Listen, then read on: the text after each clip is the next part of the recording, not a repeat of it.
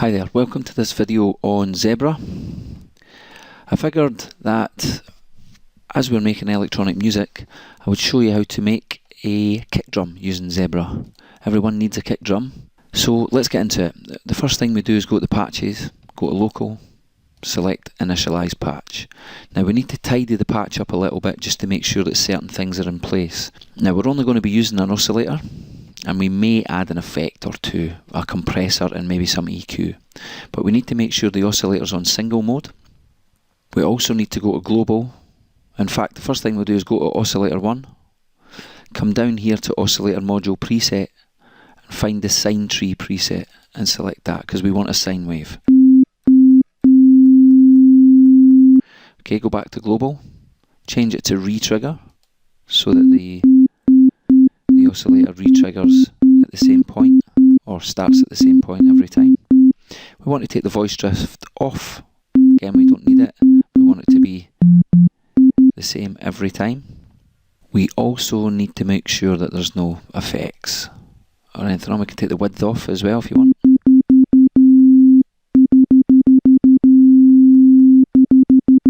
Make sure there's no detuning going on. Obviously it's not going to detune with a single oscillator anyway, but just make sure it's not on. Okay, so we're now at the most basic beginning. So what we're basically going to do is percussive sounds are generally controlled by a pitch envelope, which makes the note change in pitch over time. Now what we've got over here already is envelope 1, which is the amplitude envelope. As you can hear it affecting the amplitude of the sound there. But we need another envelope to control the tuning or the pitch of oscillator 1. So we just come here, 3 dots, click on that, go to envelope 2. And you can now see envelope 2 over here. Now envelope 2 is now your pitch envelope. And we want to change it from quadratic to V-slope to make it very fast. The most important controls in this whole thing are the decay and sustain of your pitch envelope and the tuning in the envelope 2 amount. So if I just press play and bring the tuning down to wherever it is that I like it, let's say I like it there, and then the envelope amount up, it's starting to become percussive. Then if I come over here and mess around with the decay and the sustain,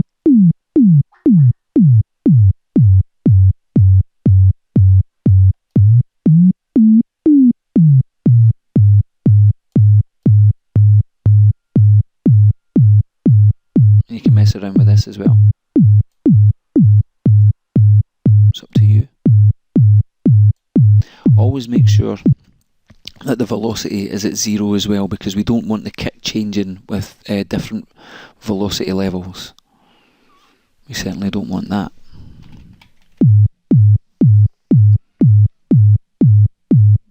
And you can mess around with the amp envelope as well. That's pretty clicky.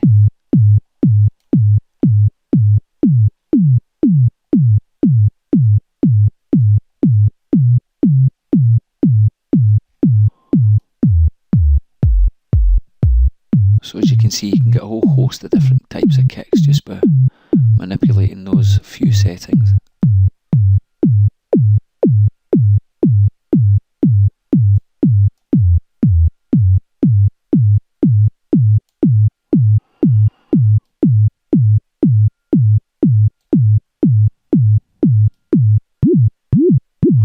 Obviously that changes the attack, we don't want to do that.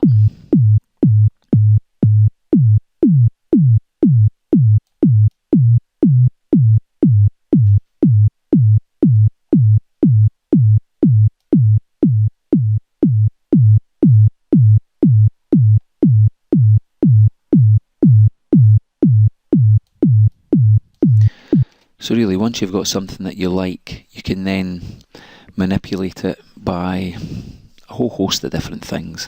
But in this instance, we'll just keep it nice and simple. Let's add a compressor. So we come down to the effects section, comp 1, so you can see here. Now comp 1 is, you've got smooth, eco and strong. We're going to use smooth, but smooth is actually quite aggressive, so turn the output down first, and then let's hear it. Okay, so mess around with the compression amount, the output and the threshold. Now it's really clicky.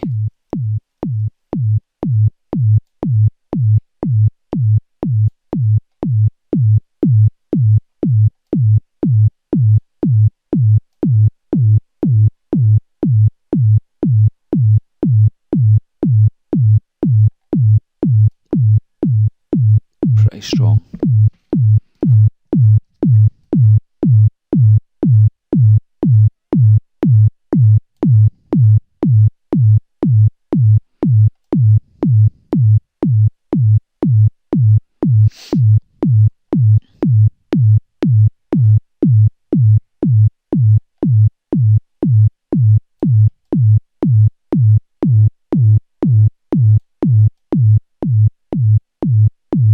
Very clicky, that one. Wow.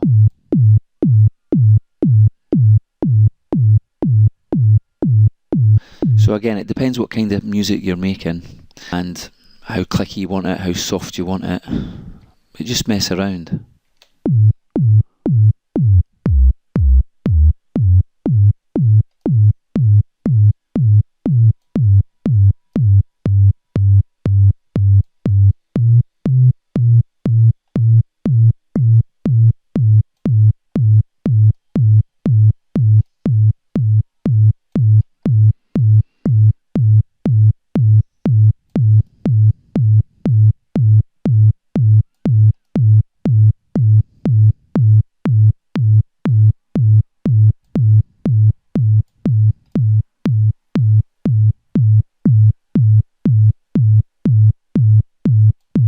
You can maybe add an EQ in there.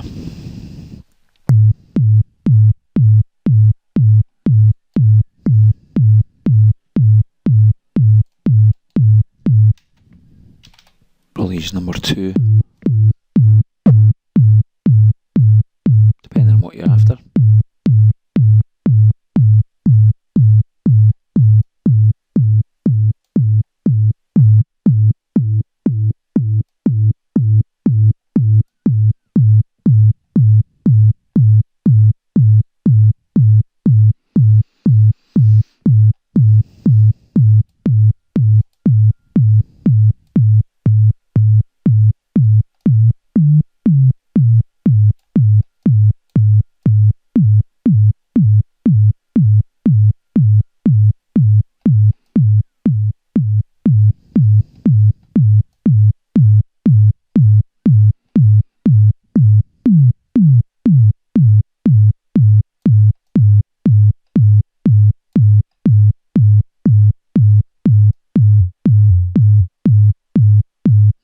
Too clicky.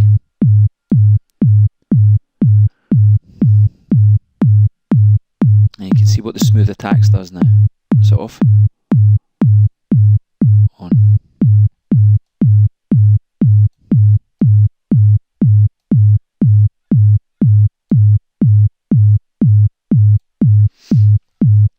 Compressor.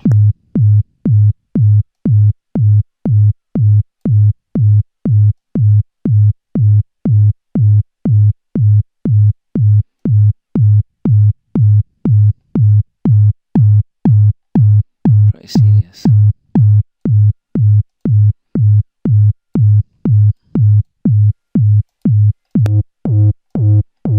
So yeah, so that's it really. Pretty simple, just mess around. Add your own EQ and compression settings. Basically all you're doing is creating a sine wave and using pitch. A pitch envelope to control the sine wave, and then using the tuning, the envelope amount, the decay and the sustain to create a